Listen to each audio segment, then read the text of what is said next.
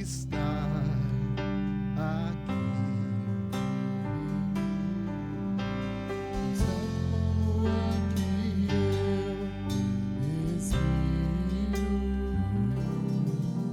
tão certo como a manhã que se levanta,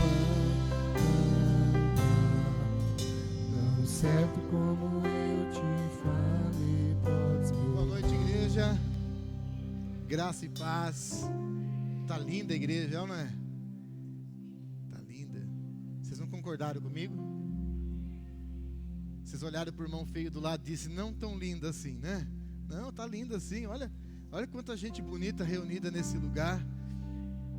Essas cadeiras que estão vazias hoje certamente estariam cheias se fossem os 2 cultos. Mas vai faltar cadeira nesse lugar porque muitas almas virão para o Senhor. Eu creio nisso em nome de Jesus. Abre comigo em 2 Reis, capítulo 20, verso de número 12. Eu quero refletir numa mensagem que eu já preguei nesta igreja. Eu não sei se eu preguei neste novo salão ou se eu preguei ainda no antigo salão. Mas uma mensagem que Deus falou muito forte ao meu coração. Nesse momento eu vou pedir que as nossas equipes se posicionem, não conversem. Você que está no salão também, evite se levantar no meio da mensagem. Ela é uma mensagem que vai exigir de nós uma certa reflexão, uma reflexão que vai mudar as nossas vidas. Então, nesse momento eu convido a você a olhar para o altar e não tirar os seus olhos daqui. Essa mensagem é sobre um rei muito especial, mas que tem em si uma história que vai trazer muito ensino para nós. E eu quero que você guarde o seu coração para ouvir a voz do Senhor. Peço um pouquinho de paciência com vocês. Nós terminamos já praticamente 90%. Nós vamos incluir ainda iluminação. Está faltando algumas coisas de iluminação. Está faltando alguns detalhes ainda. Logo após nós vamos também ter os nossos espaços aqui nos mezaninos. Mas nós vamos progredindo e avançando, né, conforme aquilo que nós temos de condição financeira.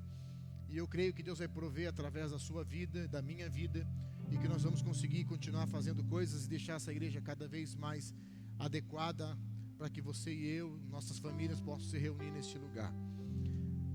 2 Reis, capítulo 20, verso 12, diz assim: nesse tempo, Merodach-Baladã, filho de Baladã, rei da Babilônia, e eu quero que você preste atenção nessas palavras que eu vou ler agora. Diz, enviou cartas e um presente. Eu quero que você repita comigo, cartas e um presente.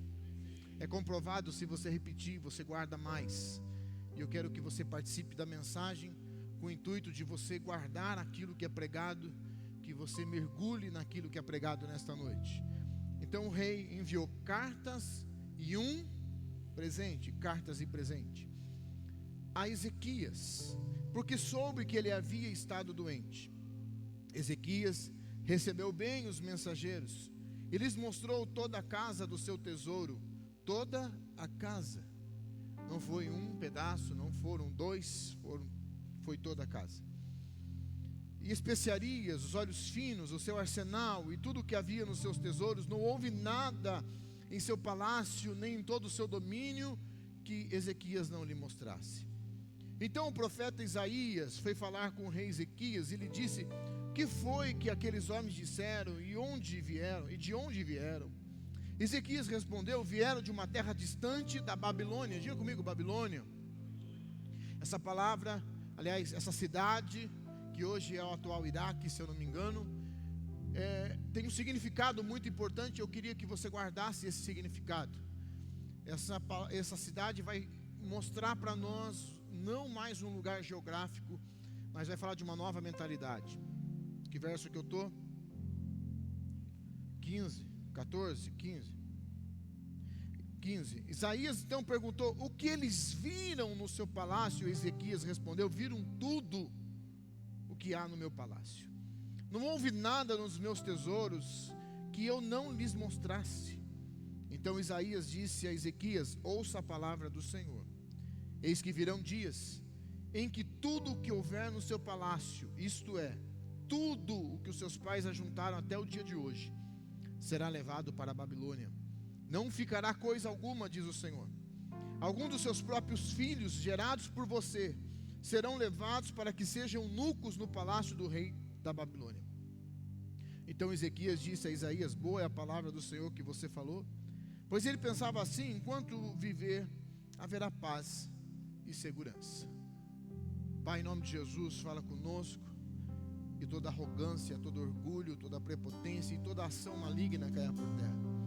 Que os nossos ouvidos estejam aptos e atentos para ouvir a sua voz e sair daqui transformado pela sua palavra, no nome de Jesus, amém. Queridos, nós estamos no momento da história, preste muita atenção aqui, aonde nunca se gastou tanto com segurança como nos nossos últimos dias. Nós pagamos seguro de carro, seguro de casa, seguros. Nós colocamos nas nossas casas muitas coisas a fim de trazer segurança para a nossa casa, câmeras, enfim, toda a estrutura de uma segurança. Muitos de nós até seguros de vida nós temos. Porque qual é o intuito? O intuito é segurança. Nós guardamos a nossa casa, nós guardamos o nosso carro, nós guardamos os nossos pertences, mas nós não guardamos o nosso coração. Nós gastamos tanto com segurança sobre coisas e esquecemos do nosso coração. A história do rei Ezequias vai revelar algo que muitos de nós estamos fazendo todos os dias, que é se preocupando com coisas e não se protegendo, não guardando aquilo que realmente mais importa.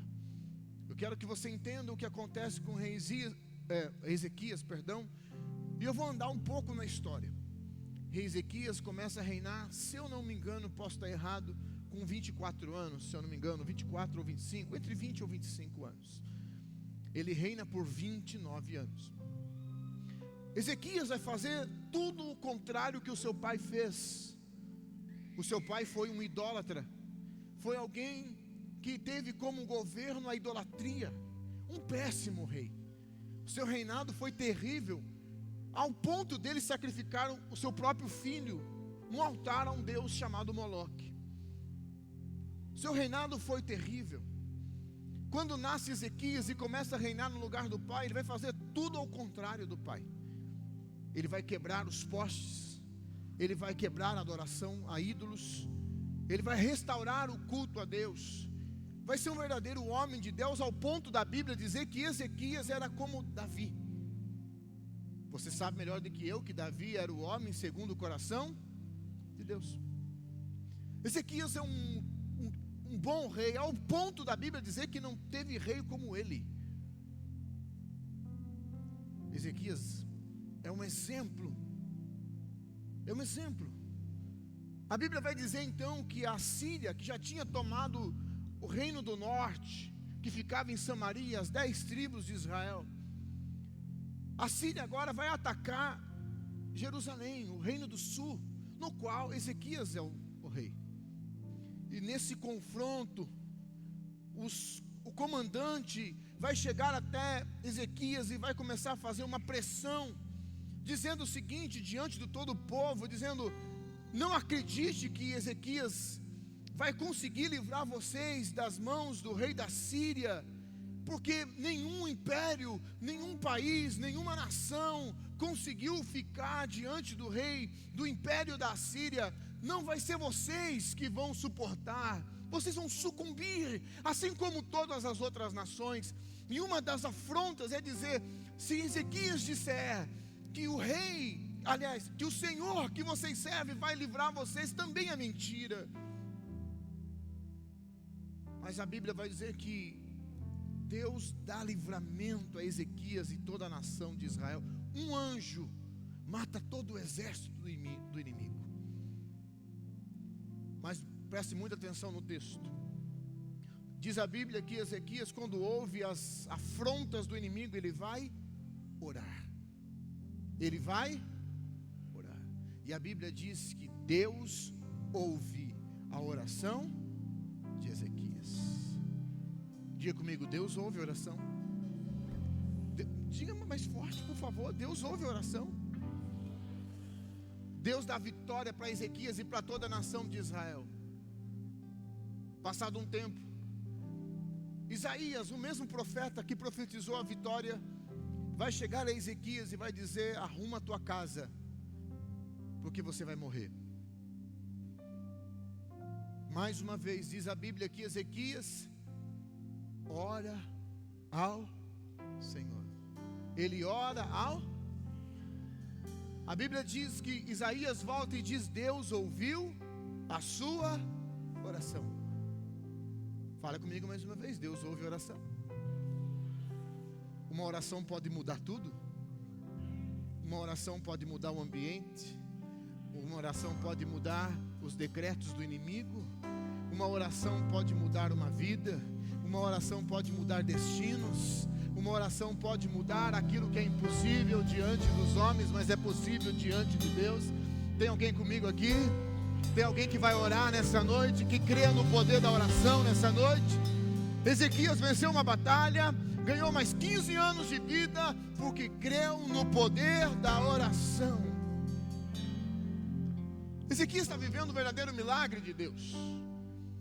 Ele está vivendo debaixo de um verdadeiro avivamento por causa do despertar da nação. Há um poder, uma mão poderosa que está sustentando Jerusalém. Mas agora, no final da sua vida, ele vai cometer um erro que muitos de nós cometemos. Diga comigo assim: Ezequias foi intimidado, pressionado, amedrontado e não sucumbiu. Ezequias foi intimidado, pressionado, amedrontado, mas ele não sucumbiu. Ele ficou firme. Ele venceu as batalhas. Mas agora diz a Bíblia que uma comitiva da Babilônia vai até Ezequias, não com intimidação, não com medo, não, vai e entrega uma carta e um presente. Quem entendeu já, diga amém. Às vezes o inimigo não vai usar a intimidação, não vai usar o medo, ele não vai usar as pressões, ele vai usar o elogio, os presentes. E às vezes a forma que o diabo vai tentar roubar o teu coração não vai ser através de guerra, vai ser através de presentes. Por quê? Porque o objetivo do inimigo é tomar a cabine de comando do seu coração. A Bíblia diz, 1 Pedro capítulo 5, verso 8, que o diabo, nosso adversário, anda em nosso derredor, esperando alguém, esperando um momento para nos devorar. Ele só quer que você vacile, que você perca a sobriedade, que você perca o equilíbrio, para que ele possa assumir a cabine de comando da sua vida e passar a comandar você, controlando as suas decisões. A Bíblia diz que Ezequias vai abrir todo o palácio, tudo que ele tinha, toda a estrutura que ele tinha, após receber cartas e um presente. Nós precisamos tomar cuidado. Às vezes nós estamos achando que o inimigo vai trabalhar apenas com intimidação.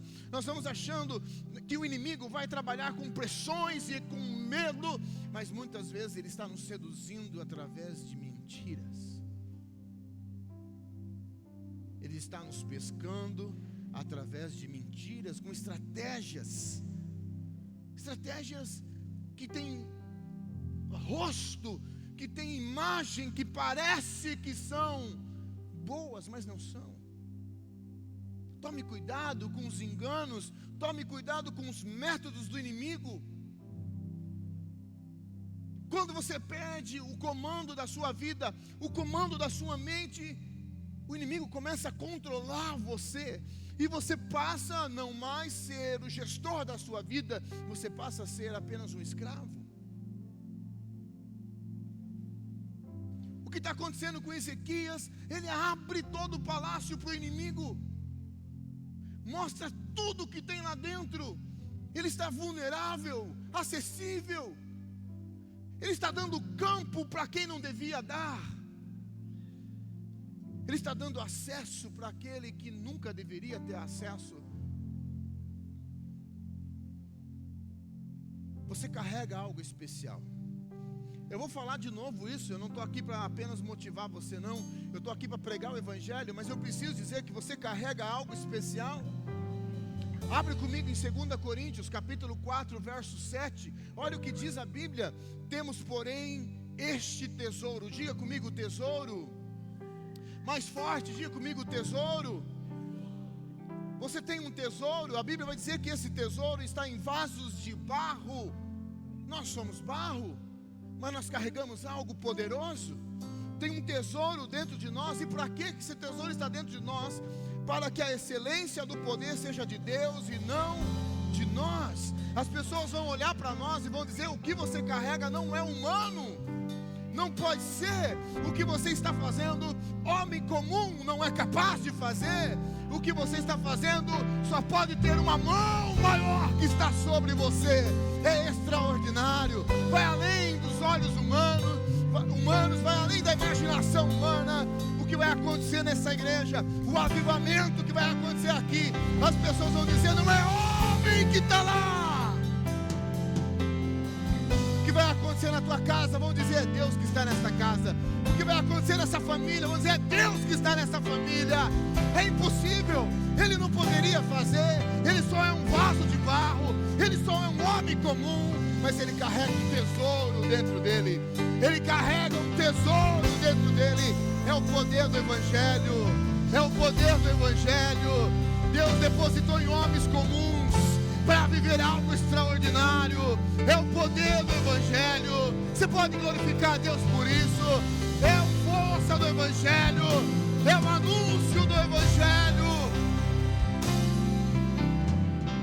Por isso que o inimigo quer roubar de você. Por isso que o inimigo quer paralisar você. E tem muitos de nós que estamos dando a cabine de comando das nossas vidas para o inimigo. Estamos abrindo a nossa casa para quem nunca deveria ter acesso à nossa casa. Muitos de nós estamos movidos pelo espírito da ofensa, movidos pela ira, movidos pela raiva, movidos pelo rancor, movidos pelo ressentimento. O inimigo acessa a nossa cabine e coloca dentro da nossa mente o que ele quer. Nossa vida é como uma terra fértil, já ensinei aqui. Tudo que planta cresce. A partir do momento que você não é o jardineiro da sua vida, você não é o gestor da sua vida, e você não começa a fechar as portas para aquilo que nunca devia ter acesso à sua vida, tudo pode crescer. Raiva, rancor, medo, amargura, ressentimento. O diabo começa a semear coisas em você, e você começa a perder o controle. Você abriu a casa. A sua casa nunca poderia estar aberta para determinadas coisas. Sabedoria é abrir a casa para coisas que precisam de certa abertura, mas fechar a casa para coisas que nunca deveriam estar dentro da nossa casa. Quem está comigo, diga amém. Ezequias, ele abre todo o tesouro, todo o palácio. Eu quero falar com vocês sobre como nós vamos vencer isso. Como que nós vamos proteger a nossa casa. Como que nós vamos proteger a nossa mente. Quem controla a sua mente, controla a sua vida. Nós precisamos aprender a guardar o nosso coração. Quero que você abra comigo em Provérbios 4, 23. Provérbios 4, 23, olha o que diz lá. Vocês vão acompanhar no telão. Diz assim: sobre tudo, diga comigo, tudo. É algumas coisas? É tudo. Sobre tudo que você deve guardar. As duas palavras, guardar, e depois a próxima que vai dizer guardar. Duas não são a mesma palavra, mas elas, as duas apontam para ir pegar aquilo, colocar praticamente dentro de uma cela, de uma prisão, fechar e deixar lá guardado, tirar a chave, que ninguém possa acessar. Praticamente essas duas palavras no hebraico significam isso. Então a Bíblia está dizendo sobre tudo que você deve guardar. Guarde o seu. A palavra coração do hebraico lef está dizendo pensamentos, emoções, decisões. Algumas versões, como a nova tradução da linguagem de hoje, já vai dizer sobre tudo que você deve guardar, guarda os seus pensamentos. Nós precisamos aprender a governar a nossa vida, a cuidar das nossas emoções, porque o diabo, o nosso acusador, ele está em nossa volta, procurando semear no nosso coração coisas terríveis. Ele não está aqui, ou na sua casa, ou em qualquer lugar, ele não vai estar para tentar seduzir você apenas com palavras bonitas, sim também, mas ele quer colocar dor dentro de você. A Bíblia diz que o diabo vem para matar, roubar e destruir. Não ache que ele vai fazer outra coisa. Não há negociação com ele. O objetivo dele, a missão dele é justamente essa. A palavra diabolos do grego é diabolos, que é aquele que atira até penetrar. Ele vai ficar perseverantemente, ele vai ficar insistindo até tomar o controle da sua mente. Ele não vai parar, ele não vai desistir, ele vai atirar, até ele encontrar um lugar aonde ele possa dominar. O nosso coração, a nossa mente é o solo onde a palavra de Deus é semeada. Você pode dizer isso comigo? O nosso coração, a nossa mente é o solo aonde a palavra de Deus é semeada. E a parábola do semeador mostra 4 terras, na verdade uma, né? Ou 4, enfim, tanto faz. Mas 3 delas, 3 semeaduras foram retiradas, não tiveram sucesso. Só uma que teve sucesso. O inimigo não vai deixar essa palavra, ele não quer deixar que essa palavra caia dentro de uma terra boa, que é o seu coração, e produza. Ao sair, quem sabe por aquela porta, a ira vai tomar conta do seu coração. Ou saindo por aquela porta, quem sabe a tristeza vai tomar. E você precisa entender que esse é o objetivo do diabo, para que a palavra não surte efeito na sua vida. E vou dizer algo para você, eu quero que você olhe para mim. Eu te amo, eu sou pastor dessa igreja, eu amo essa igreja, mas eu não posso fazer tudo por você. Quando você sair daquela porta, o único responsável de abrir ou não a porta é você. Mas a Bíblia diz, e por isso o diabo sabe, ele sabe disso. A Bíblia diz que a terra boa, onde a palavra cai e surte efeito, produz por 30, por 60, 100 por 1. Quem entendeu? Você pode produzir 30, 60, 100 por 1, desde que a palavra de Deus surta efeito no seu coração, que você permita com essa palavra, mergulhe no seu solo, no solo do seu coração e produza. Você está comigo? O inimigo sabe disso, então ele quer roubar você. Por isso você precisa aprender a proteger o seu coração, a criar um ambiente, uma atmosfera de prosperidade, um ambiente de pensamentos saudáveis. Hoje nós precisamos aprender algumas coisas. Primeiro, aprender a guardar os nossos tesouros. Nem tudo você precisa revelar. Diga comigo, nem tudo. Nem tudo. Você precisa aprender a guardar projetos, guardar sonhos. Eu quero que você entenda 2 coisas. Eu quero que você guarde isso no teu coração. Por favor, evite conversar agora. Primeira coisa, nem todos estão prontos para sonhar com você. Nem todo mundo está pronto para sonhar com você. Segunda coisa, nem todos estão prontos para ver você bem, e está tudo bem. Não estou aqui diminuindo pessoas ou rivalizando. Estou dizendo só que tem pessoas que não estão prontas para viver aquilo que Deus colocou no teu coração. E você vai precisar aprender a guardar isso, a proteger isso. Tem coisas que não é hora de falar. Quem está entendendo, diga amém. Segunda coisa, você precisa guardar o seu coração das palavras lançadas contra você. Há poder nas palavras. A Bíblia diz que a língua é um pequeno órgão, mas que pode trazer destruição, em Tiago capítulo 3. Por isso eu preciso aprender a proteger o meu coração das palavras malditas, das palavras lançadas. Por isso que a Bíblia vai dizer: fique longe de algumas conversas, porque as más conversações corrompem os bons costumes. Isso quer dizer que algumas mesas não são mais para você. Eu vou falar de novo. Isso quer dizer que alguns ambientes não são mais para você. Alguns grupos de WhatsApp não são mais para você. Ah, mas esse grupo eu tenho network. Você vai ter que escolher. Guarde o seu coração de sentimentos destrutivos. Tem gente que tudo que aparece na sua vida entra no seu coração: mágoa, rancor, raiva, autopiedade, medo, o medo crônico, a ansiedade crônica, que é um problema. Tudo isso que entra no seu coração toma conta de você, acessa os seus tesouros. Tome cuidado com os sentimentos destrutivos. Olhe bem para mim. Tem gente que está alimentando sentimentos que não deveriam ser alimentados. Dizem por aí que aquilo que você não alimenta morre. É ou não é? Sim ou não? Sim ou não? Se você não alimentar um animal, ele morre. Se você não alimentar o seu filho, ele morre. Se você não se alimentar, você morre. É ou não é? Sim ou não? Então por que você está alimentando isso? Por que você está alimentando esse sentimento que não deveria mais fazer parte do seu coração? Ressentimento é um problema sério. Olhe bem para mim. Dr. Augusto Cury diz que quando você consegue questionar um pensamento destrutivo, Dr. Augusto Cury vai chamar de janela killer.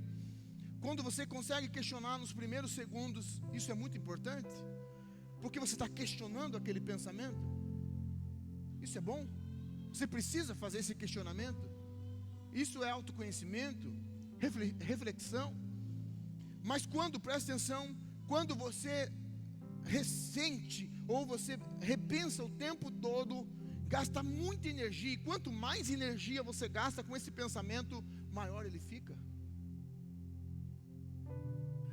Por isso que ressentimento é um problema, porque você está pegando algo que é desse tamanho, e você está dando energia alimenta pensamento, e você vai aumentando aquele problema que era desse tamanho.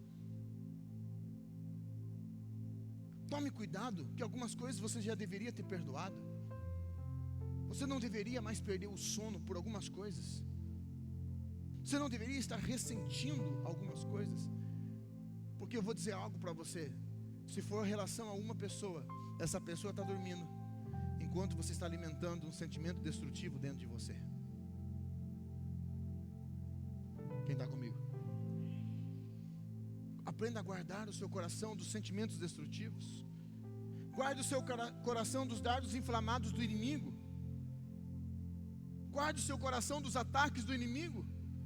Tem gente que cai em toda a cilada do inimigo, tudo. Às vezes nos falta discernimento espiritual para entender que o inimigo está atacando o nosso coração. Nos últimos meses, especialmente no último mês, escutei coisas sobre mim, coisas que eu disse: meu Deus, isso nunca existiu. E se eu abrisse o meu coração para tudo que falaram de mim no último mês, talvez eu nem aqui estaria mais. Sabe o que me protege? É que eu entendi que eu não preciso dar atenção para aquilo que Deus não falou sobre mim. Deus me deu uma palavra, Deus nos deu uma palavra. Se todas as demais palavras não estão alinhadas com aquilo que Deus falou sobre mim, eu começo a descartar. Não faz sentido. Eu preciso aprender a guardar no meu coração contra todo ataque do diabo. Contra todo ataque do diabo. Diga comigo: rompa com os acordos ímpios. O que é ímpio? É a rebelião contra Deus. Tudo aquilo que é contra Deus eu não quero ter acordo. Se é contra Deus eu não quero. Se não está nos planos de Deus eu não quero. Se despreza os propósitos de Deus eu não quero. Ezequias, ele abre a casa para o inimigo. Ele foi muito bem sucedido, foi um rei próspero, um rei vencedor, mas vacilou em fazer um acordo com quem nunca deveria fazer um acordo. Hoje é dia de romper com esses acordos em nome de Jesus. Você não tem acordo com aquilo que não vem de Deus. Eu vou falar de novo, vocês estão muito sérios hoje. Você precisa romper com os acordos das coisas daquilo que não vem de Deus. Os acordos ímpios que você fez tem que ser quebrados hoje. Você não tem acordo com aquilo que não vem do Senhor, quebre hoje esses acordos. Rompa com as palavras malditas, rompa com a amargura que está suprimindo a sua visão, rompa com a autopiedade que se coloca como uma vítima e não como gestor. Você pode ter sido vítima em algum momento, mas se vitimizar daqui para frente é responsabilidade sua. Você não é uma vítima, diga comigo, eu não sou uma vítima. Eu sou um gestor do meu futuro. Rompa com a dor do passado. Já foi. Nassim Nicholas Taleb escreve um livro fantástico chamado Antifrágil. Estou relendo esse livro e toda vez que eu releio esse livro eu cresço demais. Existem as coisas frágeis, existem as coisas robustas, existem as coisas que são resilientes. E essas três coisas, talvez você vai dizer, eu gostaria de ser resiliente. O frágil é ruim, o robusto ele quebra porque ele não é flexível. Então eu quero ser resiliente. Nós ouvimos isso o tempo todo, eu quero ser resiliente. Resiliente é aquela pessoa ou algo que passa por um processo de caos, mas quando volta ao estado normal. E eu acho que resiliência é bom. O problema é que você volta a ser a mesma pessoa. Você só voltou ao estado normal. Mas o antifrágil é diferente. O antifrágil, quando a pessoa passa pelo caos, quando ela volta uma pessoa melhor. Não, vou falar de novo. Quando ela volta, ela não volta ao estado normal, mas ela volta a ser uma pessoa ainda melhor, mais forte, mais perseverante. Quanto mais caos ele passa, quanto mais desertos ele vai passando, quanto mais lutas, quanto mais afrontas ele passa, mais forte ele fica. Isso não é coisa de crente, irmão. Isso não é coisa de crente. Os homens estão escrevendo isso em livros, muitas vezes até científicos, e nós já sabemos isso há muito tempo. Se nos der um deserto, nós saímos mais fortes. Se nos der uma luta, nós saímos vencedores. E cada momento que eu passo de luta na vida, eu saio mais forte. Eu não tenho acordo com as dores do passado. Tudo que eu passo só me deixa mais forte. A Bíblia diz: se alguém está em Cristo, nova criatura é. As coisas velhas tudo se fez. Aleluia. Eu não tenho acordo com a dor do passado. Eu sou uma nova criatura. Rompa com a miséria. Meu Deus, nós precisamos batalhar nessa cidade. Que espírito medíocre comanda essa cidade. Nós precisamos pensar em indústria, nós precisamos pensar em avanço, nós precisamos em melhores escolas. Eu não sou candidato a nada, eu só estou falando. Mas nós precisamos abrir a nossa mente. Parece que é pecado ser rico nessa cidade. Eu vejo irmãos que compram um carro, nem apresentam um carro, com medo do que as pessoas vão dizer. Até quando nós vamos viver essa mentalidade medíocre e miserável nessa cidade? Não vai faltar. Vai sobrar na minha e na sua vida. E nós vamos usar isso para glorificar a Deus e para servir pessoas. Não temos acordo com a miséria, em nome de Jesus. Não temos acordo com medo. Não temos acordo com a paralisia. A Bíblia diz que Deus dizendo para Josué: ser forte e corajoso. E essa mesma ordem para mim e para você hoje: ser forte e corajoso. Rompa com as palavras de maldição. Ah, pastor, o meu pai me disse isso já faz 20 anos. Alguém disse isso já faz 20 anos. Incrível, irmão, que faz 20 anos. No mínimo você tem pelo menos um culto. Deus está falando com você há quantos anos? E você não consegue guardar esta palavra. Mas alguém disse para você uma palavra de dor há 20 anos e você guarda. Quantas palavras saiu do seu altar dizendo que você já tem a cura, que você já é um filho de Deus? Quantas palavras saíram desse altar trazendo cura para a sua identidade? Mas ainda você vive a dor de 20 anos atrás. Nós precisamos romper com essas palavras de maldição. Eu não sou o que falaram a meu respeito. Eu não sou. Eu sou o que a Bíblia diz que eu sou. Eu sou o que Deus disse que eu sou. E a Bíblia diz a seguinte coisa: aqueles que receberam o Senhor se tornaram filhos de Deus. É isso que eu sou. Eu sou filho de Deus. Aleluia.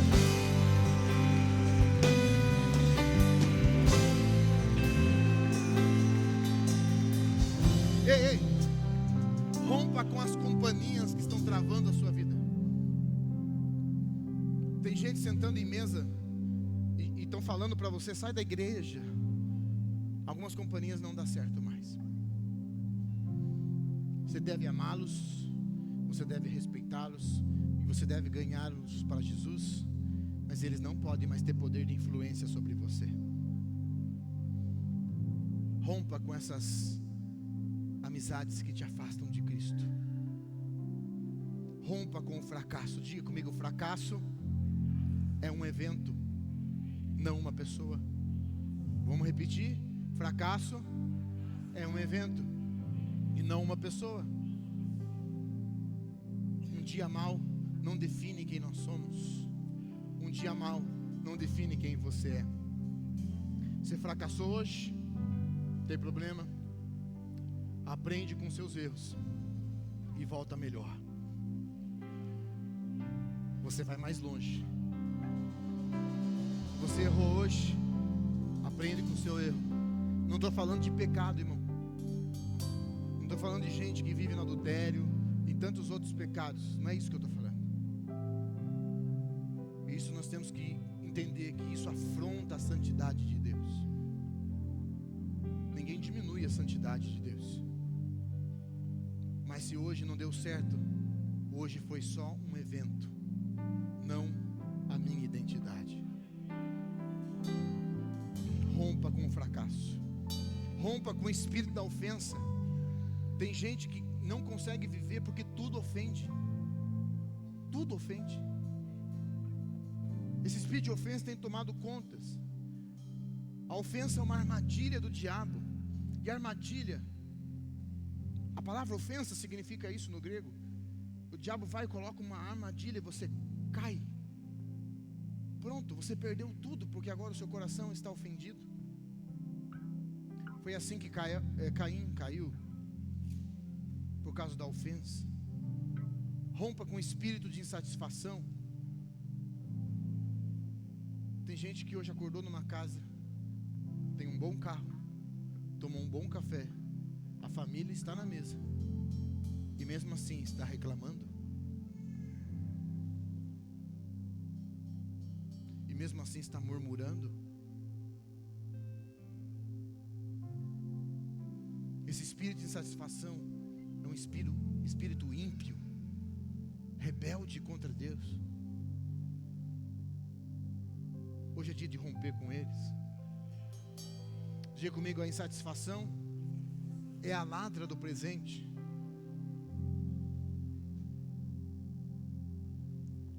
Quem ou o que você está permitindo ver os tesouros do seu coração?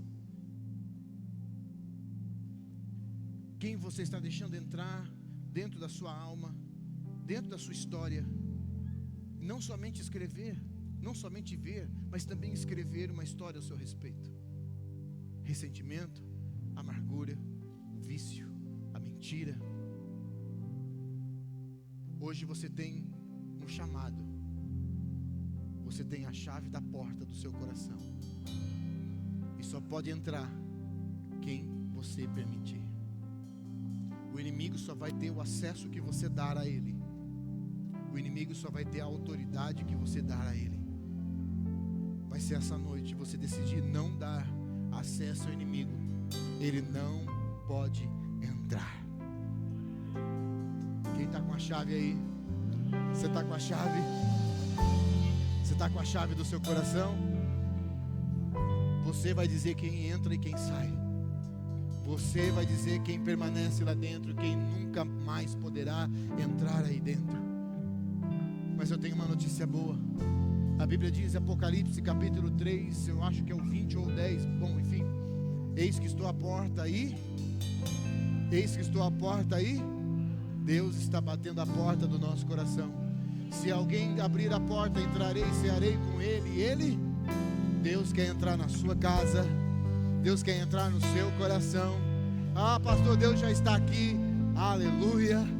Agora está na hora de você tirar o inimigo, tirar a ofensa, liberar perdão, tirar o egoísmo, tirar o ressentimento e dizer, nesta casa não pode habitar aquilo que não é de Deus. Eu rompi com os acordos ímpios hoje.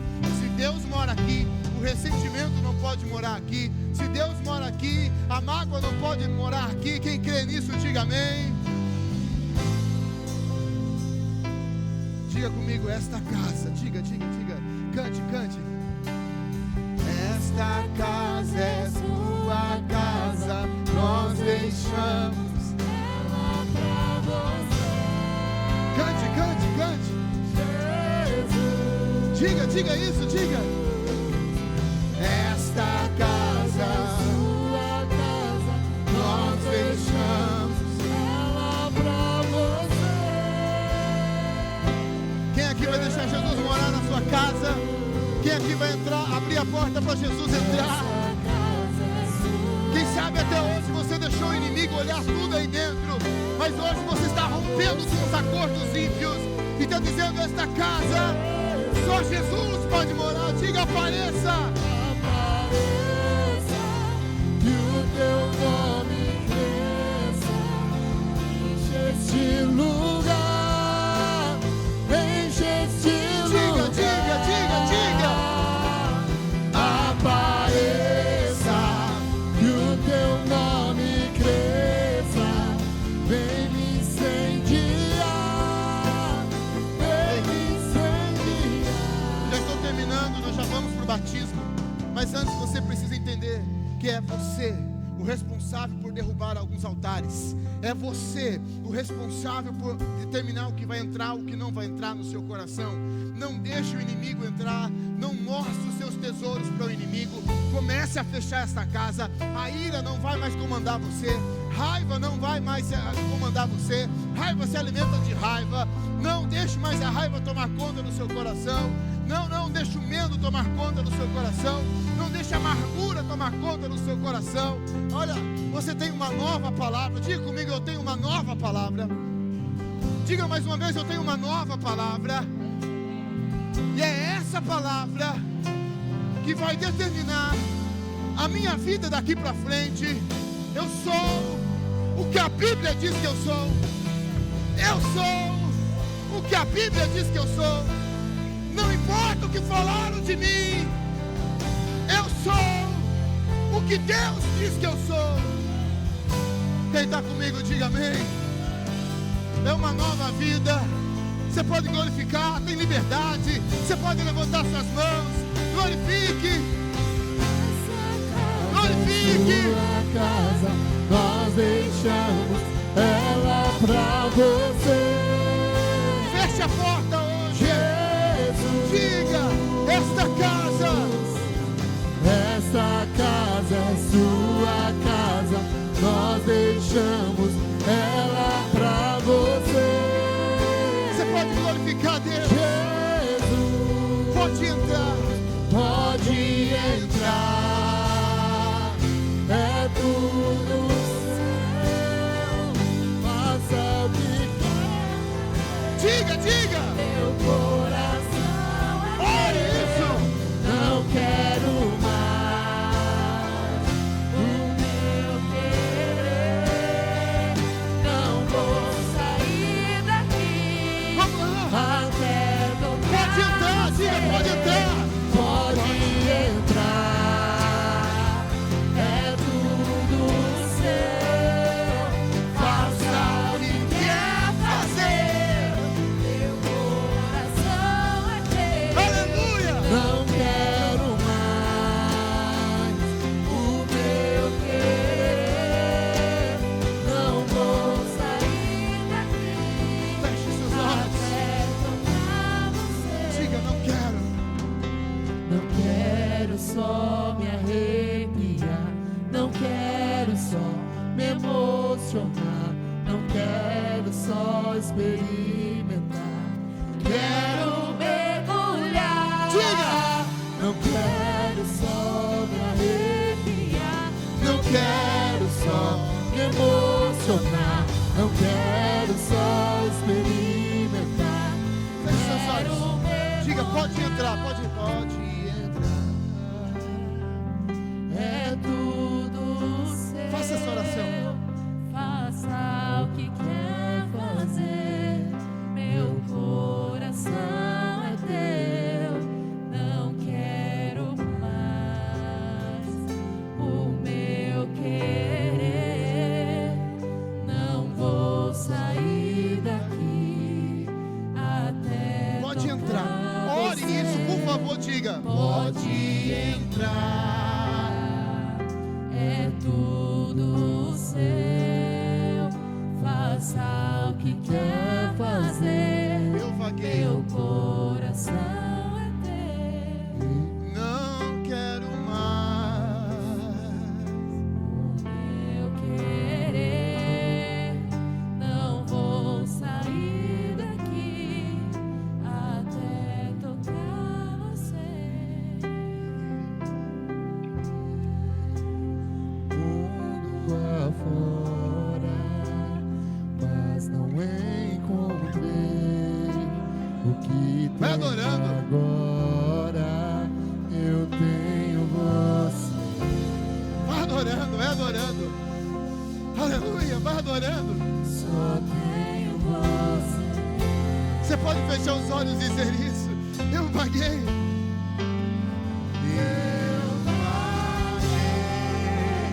Mundo afora, mas não encontrei o que Aleluia. tenho agora. Eu tenho você.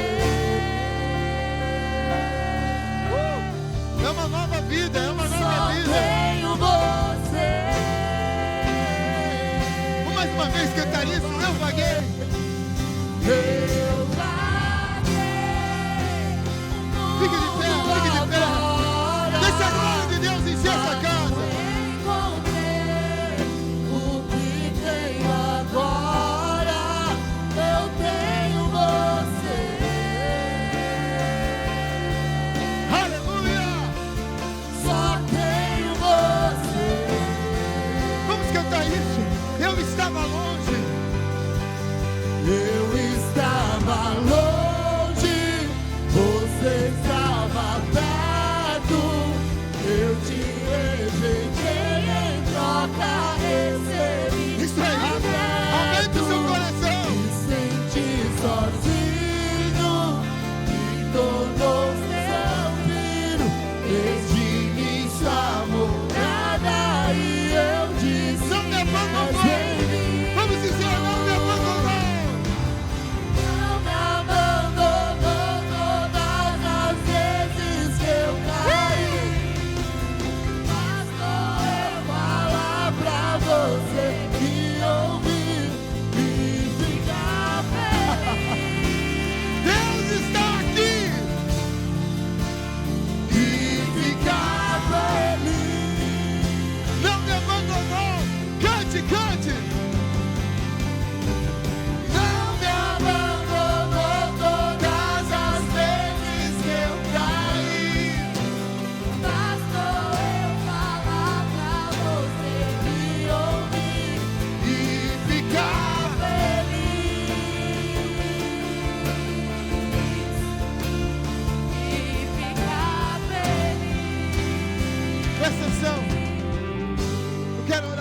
Você que ainda não recebeu Jesus como Salvador, talvez você não queira se batizar hoje, está tudo bem, a gente conversa com você. Nós vamos começar nossas aulas de batismo de novo. Mas se você precisa entregar a tua vida para Jesus, você tem a chave, e você que vai determinar quem entra e quem sai. Não precisa nem vir aqui, os nossos pastores vão até vocês, mas nós queremos orar por você. Se você quer entregar a tua vida para Jesus, que ainda não entregou, levante sua mão, por favor, nós vamos até você. Não tenha vergonha. Levante sua mão. Eu não estou vendo. Se tiver alguém com a mão levantada e não esteja vendo, mantenha a mão levantada só para eu enxergar. Pode acender a luz para mim, ó, dos canhões, por favor. Temos uma pessoa. Glória a Deus. Mantenha a mão levantada. Se tiver mais alguém, não tenha vergonha. É dia de entregar a vida para Jesus. É dia de entregar a vida, de abrir o coração para Jesus. Eu quero orar por você. Se alguém gostaria de voltar para Jesus, você estava afastado e gostaria de voltar para Jesus, levante sua mão. Eu quero orar por você. Se você ficar com vergonha, depois vem aqui à frente e a gente ora por você e está tudo bem. Deixa eu orar. Pai, em nome de Jesus, nós te agradecemos. Hoje tem salvação nesse lugar e nós te louvamos por isso. Obrigado, Jesus. Obrigado, porque o Senhor nunca nos abandonou.